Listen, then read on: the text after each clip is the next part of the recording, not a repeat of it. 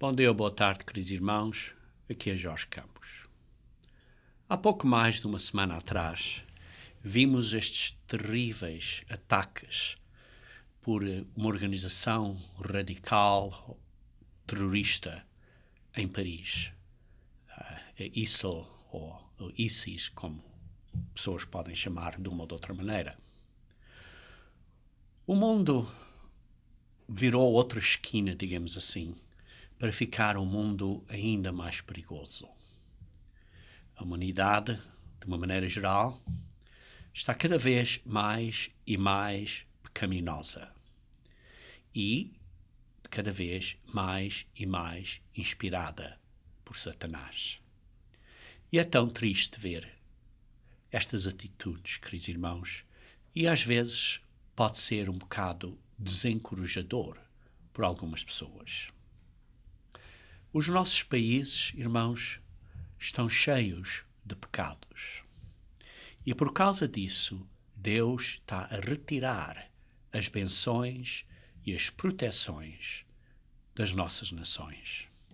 Basta simplesmente ler Levíticos 26 e Deuteronômio 28 para vermos como Deus não está de bom agrado para conosco.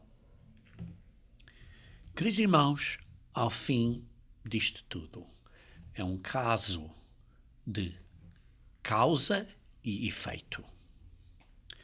A não ser que nós, individualmente e nacionalmente, nos arrependamos, os resultados, os efeitos finais proféticos que Deus profetizou vão certamente acontecer. Infelizmente, de uma maneira geral, o povo não se vai arrepender. E por isso, o resultado final profético acontecerá. E isso será o efeito, o resultado, por causa dos nossos pecados individuais e nacionais. O resultado será inevitável. Então, queridos irmãos, quais são as implicações proféticas bíblicas que nós vemos? Nós vemos, queridos irmãos, na palavra de Deus, que Deus deu a nós várias indicações proféticas, principalmente no livro de Daniel e no livro do Apocalipse. Também Jesus Cristo deu certas profecias, por exemplo, em Mateus 24 e em outras. Hoje, queridos irmãos, eu quero analisar brevemente algumas dessas profecias bíblicas, particularmente de Daniel, e encorajar a vocês a manterem bem em vossa mente a profecia que é mais encorajadora de todas, que nos dá uma grande esperança a toda a humanidade. Por isso, irmãos, não tenham medo. Não fiquem desencorajados, porque Deus está em controle absoluto. E nós, como serventes dele, temos uma obra a fazer antes que isto tudo venha a acontecer. E por isso, se virarem para Daniel, vemos em Daniel, no capítulo 2,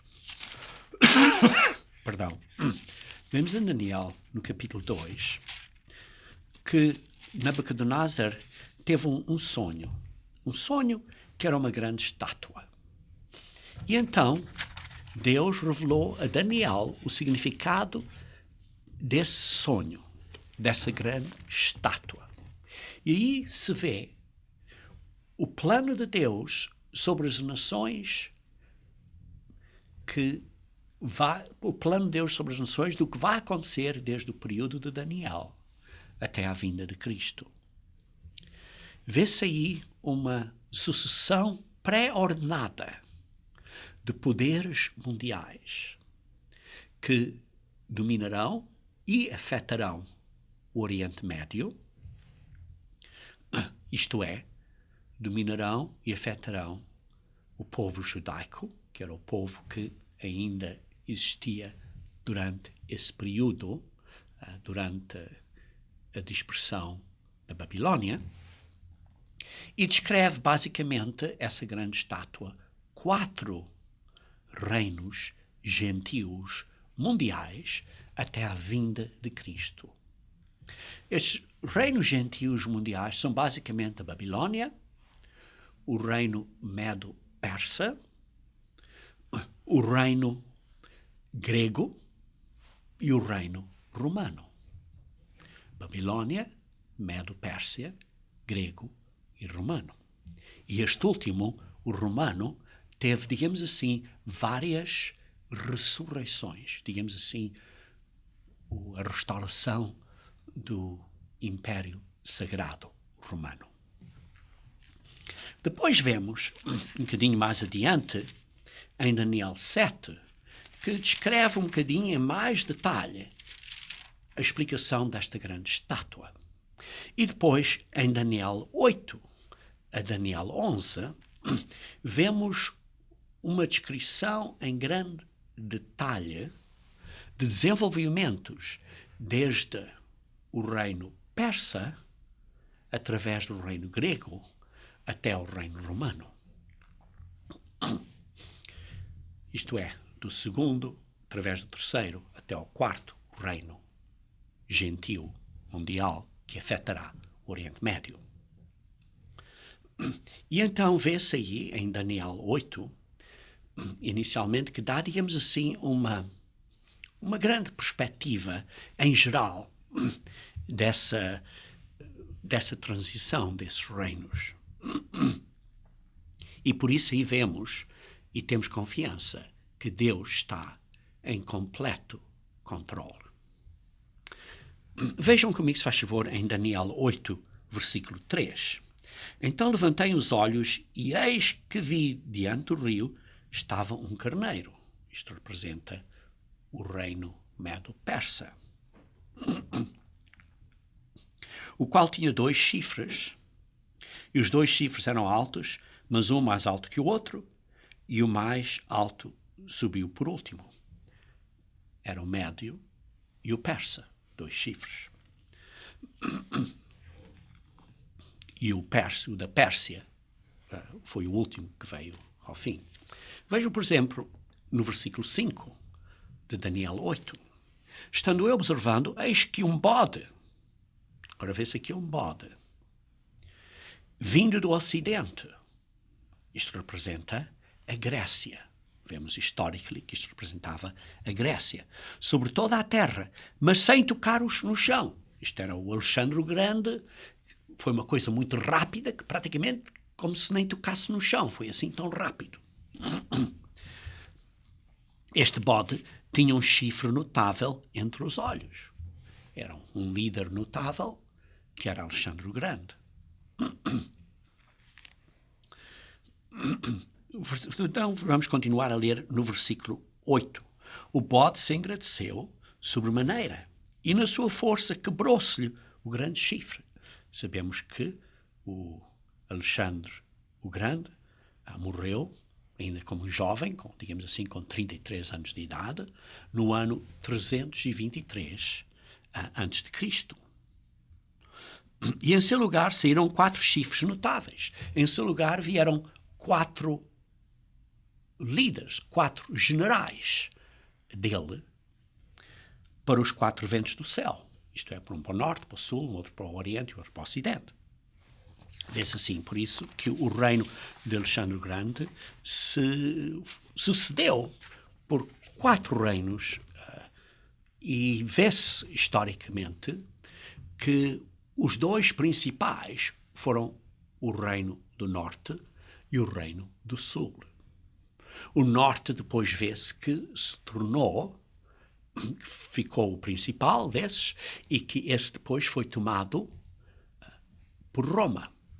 A parte daquela estátua, daqueles 4 reinos: Babilônia, Média Persa, Grécia e Roma. Por isso, depois da Grécia, aquele do norte veio a ser Roma.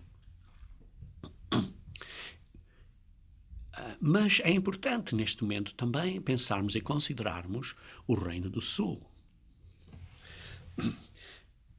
Depois de Daniel 8, vemos então Daniel 9. Em Daniel 9, vê-se que o tempo está a andar e Deus tinha prometido aos judaicos de serem dispersos simplesmente por exatamente 70 anos. Esse período estava quase no fim, praticamente 2 ou 3 anos antes. E então Daniel vê que o período está quase no fim, e então ora, vai orar, vê-se isso em Daniel 9, e confessa os seus pecados da nação, nacionais. E ora pelo seu povo. E isto é porque ele sabia que os 70 anos estavam quase a completar-se e não sabia como é que isto se ia desenvolver. Nesse momento, então, Deus dá, através de Gabriel, dá a Daniel uma profecia de que vai ainda ser esta grande libertação, ainda vai durar mais tempo, muito mais tempo, porque diz que vai demorar umas outras 70 semanas de anos, depois da instrução para reconstruírem e restaurarem Jerusalém. E então, através desta profecia, nós chegamos à data exata de quando o Messias, que é Jesus Cristo, voltaria à Terra durante essa última semana e que seria interrompido ao meio da semana, depois de 3 anos e meio, ou ao meio da semana, numa quarta-feira, e aí entendemos que depois disso havia um período antes dessa semana ser completada, que nesse momento não foi explicado a Daniel, mas olhando agora, através do tempo que já se passou, começamos a entender que esse período foi entre a primeira parte, a primeira metade da 70ª semana e a segunda metade da 70ª semana, é um período de cerca de 2000 anos. Mas Daniel não entendeu isso nesse momento. Começamos a entender agora porque vemos com o que se passou ou com o que está a passar. E por isso, em Daniel 9, Deus explica a Daniel que sim, vai haver uma restauração final de Israel, mas que vai demorar muito tempo. Alguns anos se passam e depois vê-se em Daniel 10 em que ele tem outra visão que dá a ele detalhes adicionais ao que estava explicado em Daniel 8. E os detalhes dessa profecia, porque ao fim de contas Daniel 10 é, digamos assim, uma introdução, e os detalhes dessa profecia são descritos em Daniel 11, no 11º capítulo de Daniel. E aí vê-se em Daniel 11, uma profecia longa e em grande detalhe do que vai acontecer entre estes, digamos assim, estes generais gregos, que eram 4, depois ficam 2 importantes, o do norte e do sul, e com esses 2 depois seguem para vir a ser o Império Romano. Mas descreve basicamente os 2, o do norte e do sul, e o do norte que se torna o Império Romano. E vê-se aí que o norte, inicialmente, esses 2 poderes, o do norte era baseado na Antioquia, em Síria, e o chefe aí, ou o líder, era um Seleuco, e no sul era, digamos assim, baseado em Alexandria, no Egito, e o líder era um Ptolomeu, um chamado Ptolomeu. Aí vê-se a significância é que estes 2 estavam em lutas um contra o outro.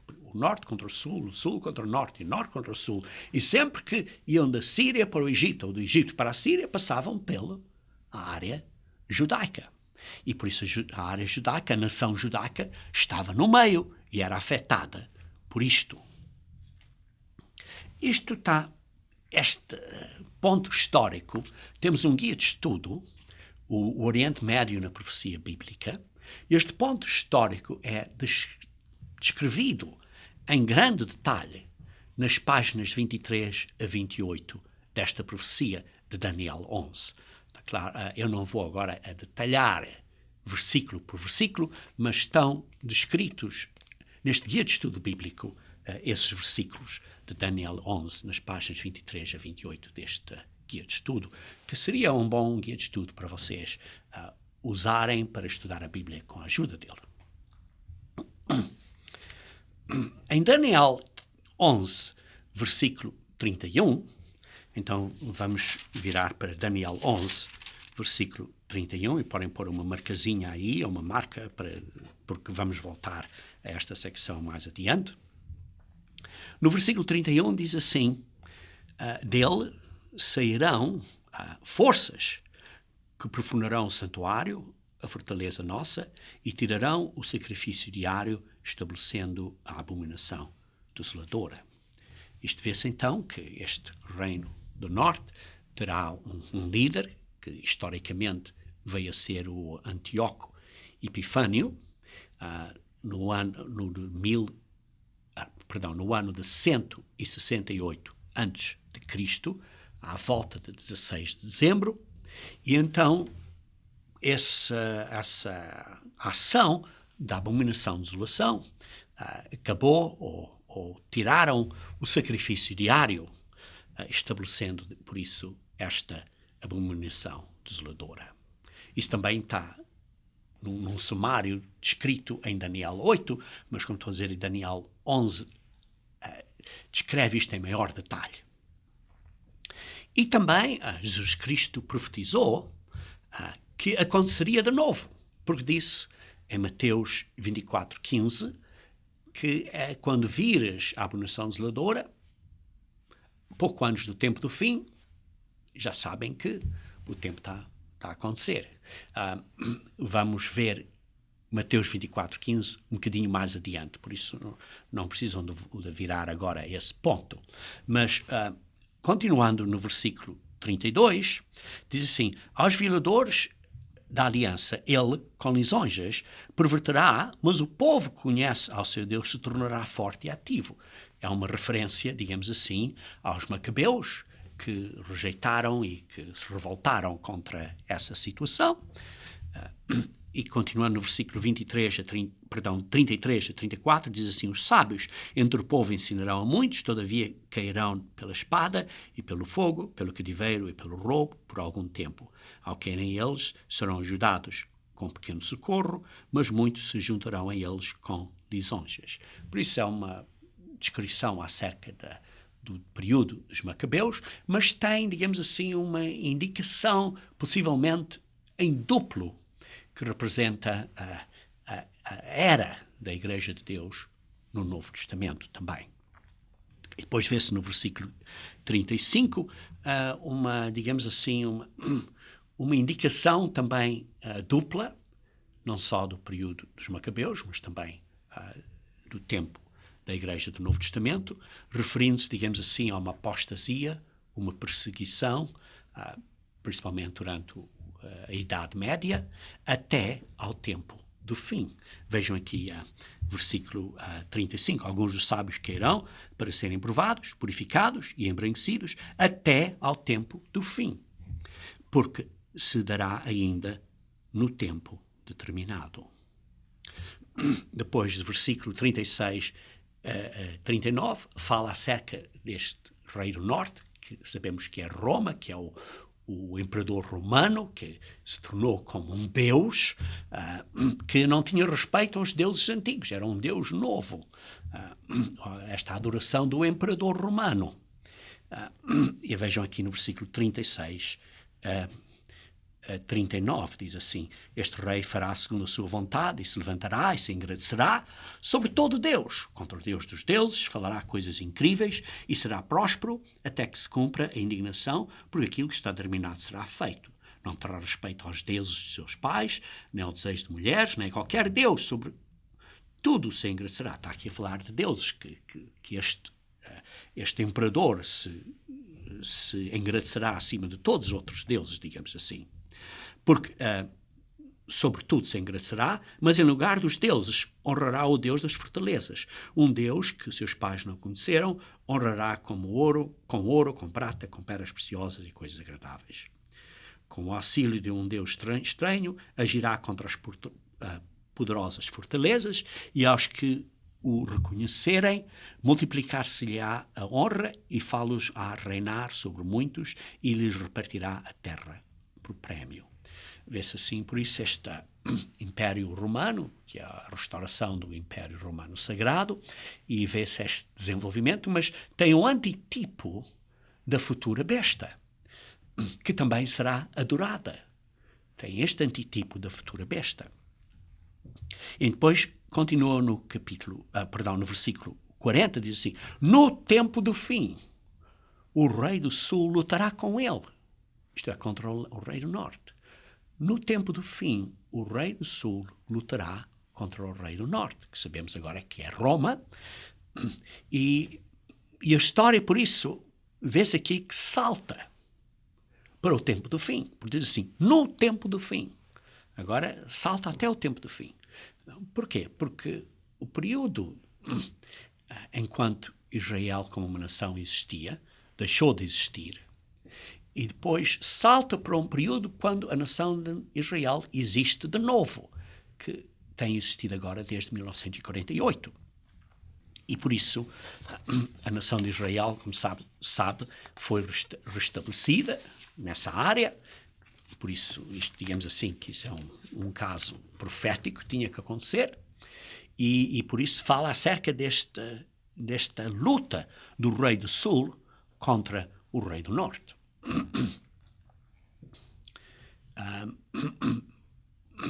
E vejam que há um grande impacto aqui do rei do sul atacar o rei do norte, e então o rei do norte diz assim que haverá, digamos assim, um contra-ataque do rei do norte, que diz o rei do norte também entrará, versículo 41, na terra gloriosa, e muitos sucumbirão, mas do seu poder escaparão eles Edom e Moab e as primícias dos filhos de Amon.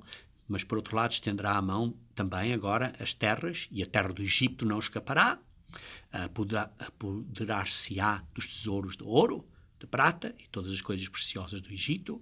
Os líbios e os etiópios o seguirão. Por isso vê-se que vai haver, digamos assim, um contra-ataque, por causa de que o sul ataca o norte, vai haver um contra-ataque norte contra o sul, uma coisa muito grande que afetará nações como o Egito, como nações, como diz aí, como onde está os líbios e os etiópios. Isto é no norte da África também. E por isso vê-se que é uma coisa que ainda é futura, e que vai afetar Judá, a nação de Israel hoje em dia, porque diz assim, entrará na terra gloriosa. Então, vamos dar assim um sumário breve a isto. O norte veio a ser Roma.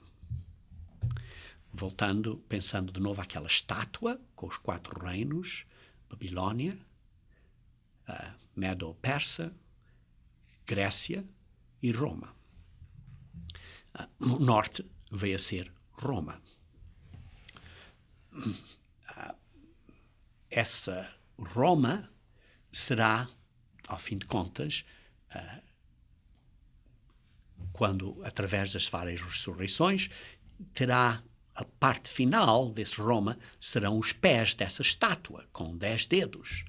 E quando juntamos Daniel 2 com Daniel 7, com Apocalipse 13, com Apocalipse 17, vemos o desenvolvimento da besta, que, digamos assim, é uma ressurreição final deste Império Romano Sagrado, representando isso, os pés da estátua.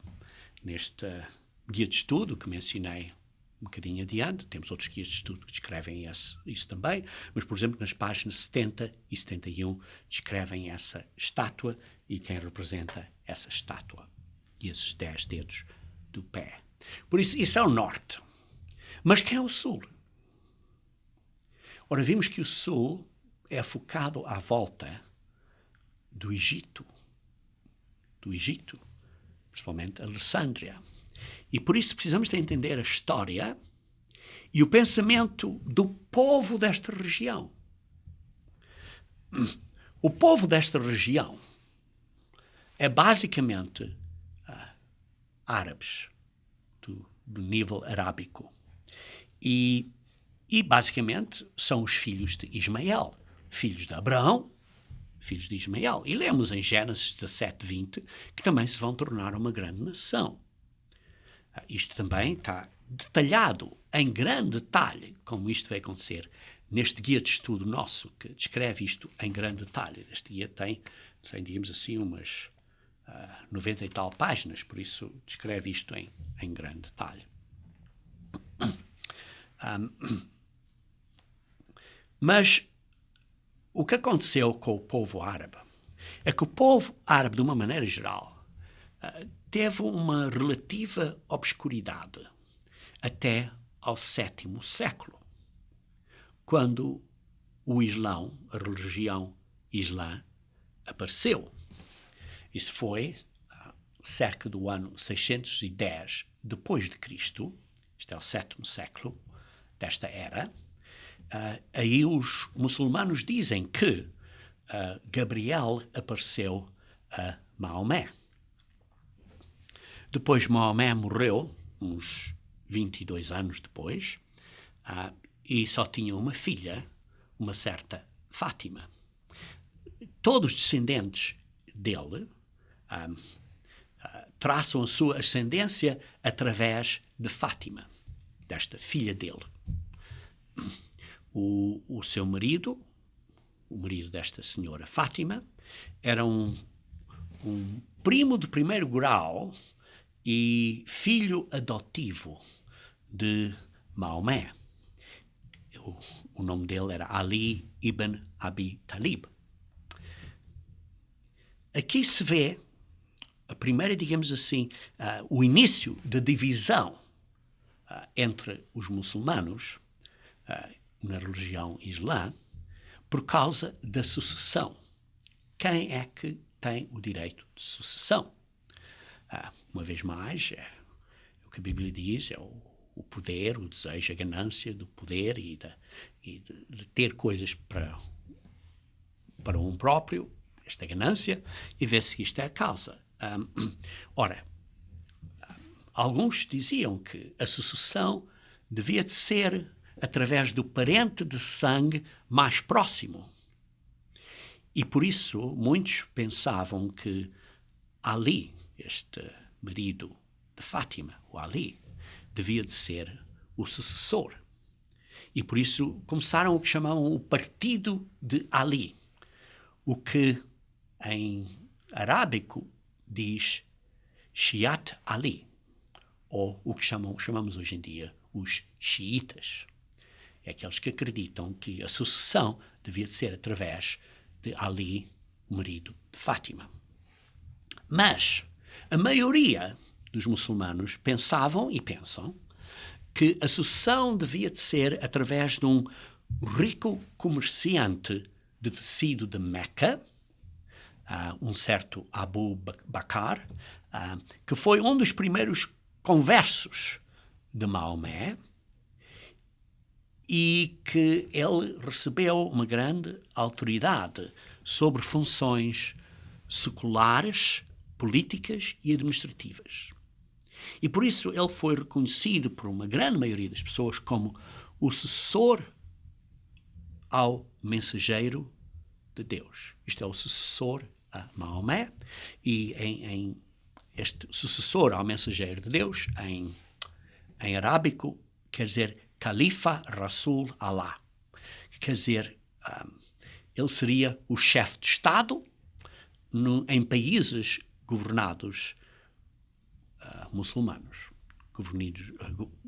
países muçulmanos governados por eles. Esse seria o governante, o califa, e essas nações seriam digamos assim, um califato, um grupo de nações que seguiam a religião muçulmana. E esses vieram a ser reconhecidos como o caminho, a passagem. E isso em árabe chama-se Sunnah, ou o que chamamos hoje em dia os muçulmanos sunitas. E por isso, de acordo com os sunitas, qualquer pessoa podia ser um califa, digamos assim, um chefe do Estado, sem ser por causa da linhagem, digamos, da ascendência. E por isso temos assim esta divisão entre os xiitas, o partido de Ali, e os sunis, que eram aqueles sucessores ao mensageiro de Deus. Por isso vê-se esta divisão que existe hoje em dia, e por isso hoje em dia, digamos assim, cerca de 85%, isto é, a grande maioria dos muçulmanos, são sunis. Enquanto que dos xiitas, a maioria dos xiitas, vivem basicamente em 4 países. No Irão, no Paquistão, na Índia e no Iraque. E desses 4 países, o que tem a maioria de xiitas é o Irão.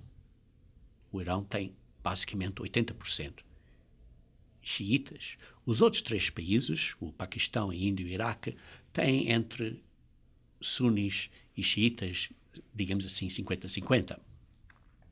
Mas o resto dos países árabes que sigam, ou não árabes, que sigam a religião muçulmana, ou que tenham uma influência muçulmana, isto são basicamente esses países ao sul de Jerusalém, têm a maioria da população como suni, porque lembre-se que 85% dos muçulmanos são sunis. E por isso vê-se que o rei do sul, os árabes, a sul de Jerusalém, seriam assim, da maneira que entendemos, muçulmanos da divisão, digamos assim, da Sunni. E, por exemplo, grupos radicalizados, como o Al-Qaeda, como o ISIL ou o ISIS, são sunnis também. E, queridos irmãos, isto é descrito em muito grande detalhe nas páginas 29 a 37 deste mesmo guia de estudo. Então, voltando às básicas. Agora que dei assim um sumário histórico. Em Daniel 2, nós entendemos que há 4 reinos. E o 4º reino é Roma, com as suas sucessões na Europa. O Império Restaurado Romano, sagrado. Em Daniel 11, vemos que o Reino do Norte, que veio dos 4 generais da Grécia, o Rei do Norte tornou-se dominante, e esse, hoje em dia, é Roma. Ou, digamos assim, o Império Romano e as suas ressurreições, digamos assim. Isto é baseado na Europa. A última ressurreição desse império, que ainda está para vir, vai ser, digamos assim, o poder da besta. Vai ter um líder, que ele próprio será a besta, mas vai ser esse poder da besta de 10 nações, ou grupos de nações, 10 grupos de nações na Europa. Por isso esse é o norte. E quem é o sul? Vimos que o sul é a sul de Jerusalém, centrado à volta do Egito, e vimos através da história que estes são filhos de Ismael, isto é, filhos de Abraão também, e a sua religião, a partir do 7º século, veio a ser o que se chama o Islão, E isso tornou-se, digamos assim, uma maneira de eles se unirem para ficarem uma grande nação, ou grupo de nações. E por isso, eles, entre os muçulmanos, existem duas divisões que têm muita fricção um com o outro, que um é os sunis, que na maioria são no sul, e os outros são os xiitas, que a maioria são ou vivem no Irão. E por isso, queridos irmãos, isso é, digamos assim, o ponto histórico. Do ponto da maneira de pensar deles, pensamento, isso não é só vermos a história, mas a maneira de pensar. O ponto da maneira de pensar deles é que o pensamento islâmico é que há basicamente duas regiões do mundo.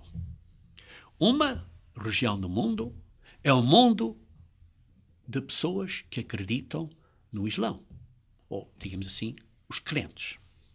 E o outro é o mundo dos que não são crentes ao Islão, isto é, o mundo da luta.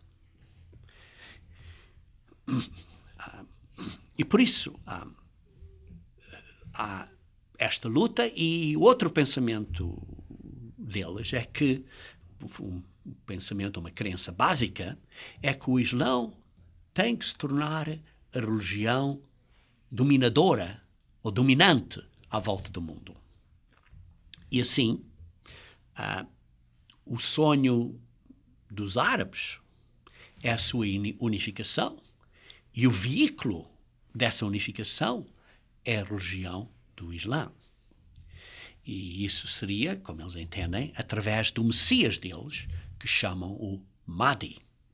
E de acordo com o pensamento deles, é que o Mahdi está profetizado a aparecer durante períodos muito turbulentos mundiais para restaurar a fé islâmica sobre todas as outras religiões e garantir a sua vitória final. E assim vemos então a história e o pensamento do Reino do Sul. Em Daniel 11, versículo 40, onde estávamos a ler há pouco, então vamos ler de novo. Diz assim: no tempo do fim, o Reino do Sul lutará contra ele, contra o Rei do Norte. É interessante observar a palavra lutará. A palavra lutará é uma palavra hebraica, no concordância a palavra 5055, que diz nager, que quer dizer espetar ou escornear como um touro. A Europa vai escornear assim a Europa. E de uma maneira, digamos assim, em dualidade, parece que o que está a acontecer agora, estão a começar a escornear, a espetar contra a Europa. Mas vemos que, por outro lado, o Rei do Norte ainda não foi formado. Porque o Rei do Norte vai ser a besta, um grupo de 10 nações unidas que deram o poder à besta, e o que vemos hoje em dia é a Europa que não está exatamente nessa configuração, digamos assim. E por isso vê-se que estes problemas da imigração, de várias pessoas a emigrarem para a Europa, recente, vê-se esses ataques de terrorismo, que estão a causar pessoas na Europa a pensar as coisas de uma maneira muito séria. De acordo com o Apocalipse 13, versículo 1, diz que vai haver, digamos assim, vai-se levantar do mar, implicando do mar das pessoas. Vai-se crescer uma força base que vai criar grandes mudanças na Europa. Isso é uma coisa muito perigosa que vai acontecer e está claro também afetará a Igreja Católica, como vemos também em Apocalipse 13, que é a outra besta que saiu não do mar, mas da terra. E eu já dei sermões acerca da besta, que estão no site da Igreja, que podem observar. E depois, então, vê-se que vai haver esta luta entre o norte e o sul, mas se lermos em contexto, é possível que isto no futuro, porque Jesus Cristo disse, quando se fala acerca de Daniel 11, Jesus Cristo disse que esta abominação de desolação vai acontecer de novo. E por isso vemos esta abominação de desolação, versículo 31 de Daniel 11, depois vê-se este conflito que se engrandecerá, que aparecerá, digamos assim, na área, digamos assim, onde fariam o sacrifício diário, que, digamos, entretanto, que ainda não estão a fazer hoje em dia o sacrifício diário, que é possivelmente que vão começar a fazer também. E depois diz que se engrandecerá, e depois que diz que o rei do sul lutará contra o rei do norte. Por isso, se virmos esta sequência, é possível que este escornear ou esta espetada do reino do sul contra o rei do norte possa ser depois da abominação de desolação. E por isso estou a dizer que é possível que o que está a acontecer agora seja simplesmente uma coisa dupla, como muito da profecia tem uma dualidade. Queridos irmãos, há muito ainda a acontecer no mundo profético. A intenção de Deus, quando Deus nos dá a profecia, é para as pessoas se arrependerem, para as nações se arrependerem. E vemos que, se virarmos brevemente a Apocalipse 7, vejam comigo se faz favor, Apocalipse 7, estamos aqui a falar do período da grande tribulação. Apocalipse 7, aliás, a grande tribulação acontece no Apocalipse 6, no Apocalipse 7, que é depois da grande tribulação, depois dos sinais celestes, diz assim no versículo 9, depois destas coisas vi, e eis grande multidão, que ninguém podia enumerar, todas as nações e tribos, povos e línguas, em pé diante do trono e diante do Cordeiro. Isto é, pessoas que se tinham arrependido e que agora tinham dado a sua vida a Cristo, tinham mudado, tinham se arrependido, que eram agora, digamos assim, crentes. E vê-se também, no versículo 13 e 14, um dos anciãos tomou a palavra, dizendo, eis que se vestem de vestiduras brancas, quem são e de onde vieram? E respondi-lhe, meu senhor, tu sabes. Ele então me disse, estes são os que vêm da grande tribulação.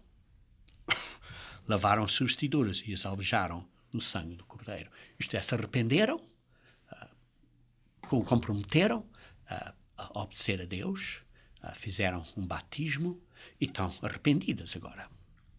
E por isso vê-se aqui que há uma grande multidão de pessoas à volta do mundo que se arrependerá durante o período da grande tribulação. E por isso vê-se aqui a intenção de Deus é que Ele permite estas coisas para acordar as pessoas, porque as pessoas estão a dormir hoje em dia, para realizarem que se têm que se arrepender. E então essas pessoas serão protegidas da ira de Deus, mas o resto da humanidade, como lemos depois em outros capítulos seguintes no Apocalipse, eles não se arrependeram.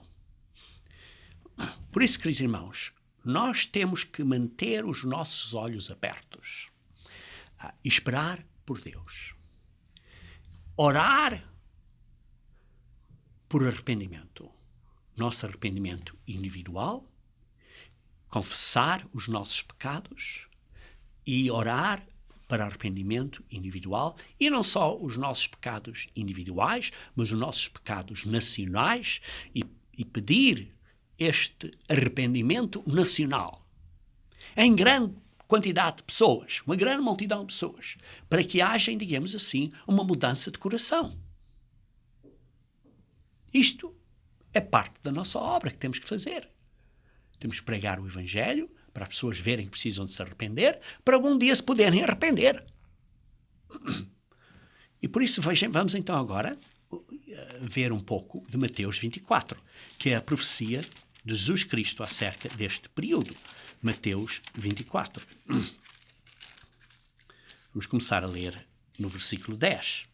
Mateus 24 diz: nesse tempo, muitos hão de se escandalizar, trair e odiar uns aos outros, e levantar-se-ão muitos falsos profetas e enganarão muitos. Os irmãos, está a falar, durante este tempo do fim, vai haver tempos muito difíceis.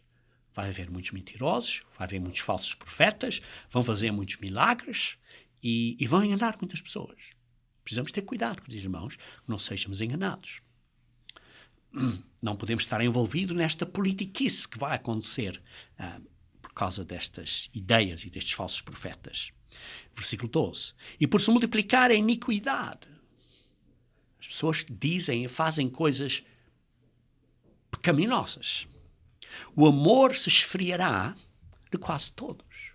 Precisamos ter cuidado, queridos irmãos, que não deixemos o amor de Deus se esfriar em nós. Precisamos ter cuidado com nós, temos que nos vigiar a nós próprios, para não esfriar. Aquele, porém, versículo 13, que perseverar até ao fim, esse será salvo. O fim está perto, mas temos que perseverar, temos que vencer, mudar, continuamente mudando, continuamente arrependendo-nos, até ao fim. Porque a salvação está perto. E será pregado este Evangelho do Reino para todo o mundo, para o testemunho às nações. Esta é a nossa obra, nós temos que fazer. Então virá ao fim. É o que nós temos que fazer. Quando, pois, vires o abominável da desolação, que falou o profeta Daniel no lugar santo, quem lê entenda, e depois então vê-se a abominação de desolação, a qual já falei há pouco, e então diz, olha, agora começa a grande tribulação, porque diz assim, no versículo 21, porque nesse tempo haverá grande tribulação, que é o quinto selo da Apocalipse, que é a grande tribulação. Como desde o início do mundo até agora não tem havido e nem haverá jamais uma grande tribulação mundial. Grandes problemas no mundo. Grandes, terríveis. Então, continuando no versículo 22. Não tivessem aqueles dias sido abreviados, ninguém seria salvo. Mas por causa dos escolhidos, tais dias serão abreviados. Queridos irmãos, aquela grande multidão que se arrependerá durante o período da grande tribulação são chamados e porque se arrependem são escolhidos. E por causa desses escolhidos, tais dias serão abreviados. Porque senão teriam morrido. E esses precisam de ser, digamos assim, os pioneiros do mundo da manhã. E por isso esses dias serão abreviados. Os dias da grande tribulação. Por causa desses que se arrependam. Vejamos então no versículo 24. Porque surgirão falsos cristos e falsos profetas, operando grandes sinais e prodígios para enganar. Queridos irmãos, vão fazer milagres enormes que vão enganar. E, se possível, enganar os próprios eleitos. Queridos irmãos, aqui não é só os escolhidos, aqui agora está a falar os próprios eleitos, que representa a Igreja de Deus. Queridos irmãos, precisamos ter cuidado para não serem enganados. E depois continua um bocadinho mais adiante, no versículo 32 e 33. Aprendei, pois, a parábola da figueira, porque já os seus ramos se renovam e as folhas brotam, seis que está próximo o verão. Vocês estão a ver estas condições, as coisas, sabem que isto está próximo. Assim também vós, quando vires todas essas coisas, sabeis que está próximo às portas. Está próximo. Sabemos a estação. Sabemos mais ou menos os anos. Não o ano exatamente, talvez quando seja mais perto venhamos a saber o ano, mas neste momento sabemos que está às portas, está perto, vai ser daqui a poucos anos. Versículo 36. Mas a respeito daquele dia e hora, ninguém sabe do dia e da hora. Não está a falar dos anos, não está a falar da estação, está a falar do dia específico e da hora específica. Nem os anjos dos céus, nem o Filho, senão o Pai. Precisamos ter cuidado. Se cuidado, não está a dizer, olha, vai ser neste ano, olha, vai ser nesta data. Queridos irmãos, tenham cuidado, porque ninguém sabe. Ninguém sabe. E depois, continuando, diz assim, pois assim como foi nos dias de Noé, também será a vinda do Filho do Homem. Como foi nos dias de Noé? Como foi nos dias de Noé? Olha, vejamos então em Gênesis capítulo 6. Gênesis capítulo 6, nos dias de Noé. Vejamos então, versículo 5.